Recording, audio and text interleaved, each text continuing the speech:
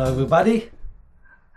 We are on the 23rd of April 2026 and today I want to talk with you about ceasefire or not ceasefire and the extension of the ceasefire, I think for 3 or 4 days, maybe 5, that Donald Trump come up with, and what's happened with the ship that got bombed by Iranian. That's interesting. Okay, so let me give you a bit of a briefing here and make it more interesting so you can understand what's actually happening. So in Iran at the moment there is 2 groups. After all the leaders died, there is 2 groups left.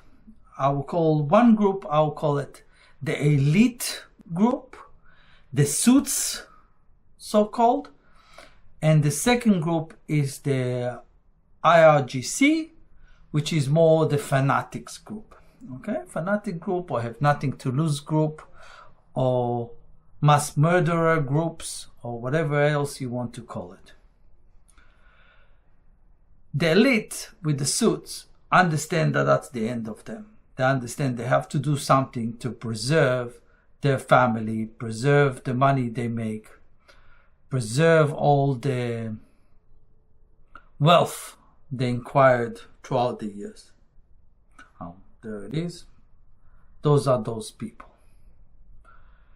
From the other side, you have a new leader in the IRGC that he's a fanatic. And all the people in the IRGC are fanatics. And we're talking about almost 1 million people. Yeah, it's not a low number. And they mass murder. They're the one who killed.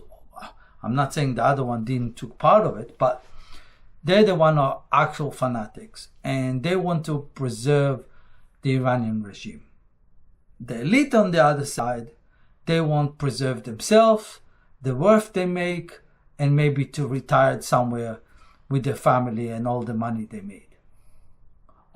On the back of all the Iranian people, obviously. And what's happened is that the suits went to the ceasefire meeting, peace process thing, says, yeah, let's go peace. We open the Strait of Hormuz. Everyone is happy. We'll let everyone go. Let economy come in. We're happy to compromise. We'll give you the uranium. We don't need it because they just want to finish with this, take their money and run away. From the other side, you have the fanatic IRGC saying, wait 1 second. We don't want any peace. We don't want to stop the Iranian regime. We want to continue all the Shia stuff. And we not agree. So one side you have the ceasefire, but from the other side you have people that shoot those 3 ships. And what is those 3 ships? Okay, so we have one Greek one was French, the other one was European, I'm not so sure which country it's from, but a European country.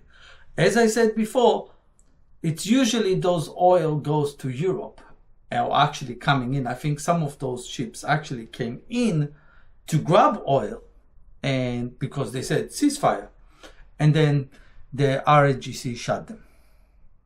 So the conclusion here is there is no one to trust. There is no one to talk with, because the people you're talking with, those are the people who just don't want to die, and they will want to take all the wealth they made and all the money they make and run away to other countries, maybe Russia, maybe I don't know where, and live like, I don't know, rich, like China or something. They live like billionaires.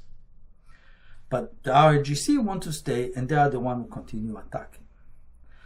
We could not prevent them from shooting on ships and tankers, oil tankers. We could not do that. It's almost impossible to stop them. The only way is through a civil war inside the country. The only way.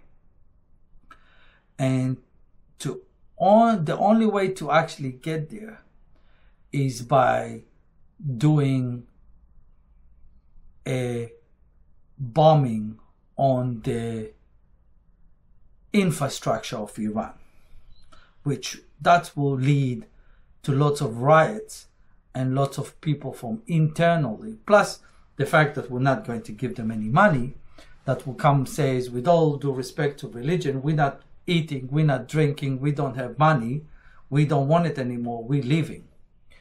And that's what they want to achieve.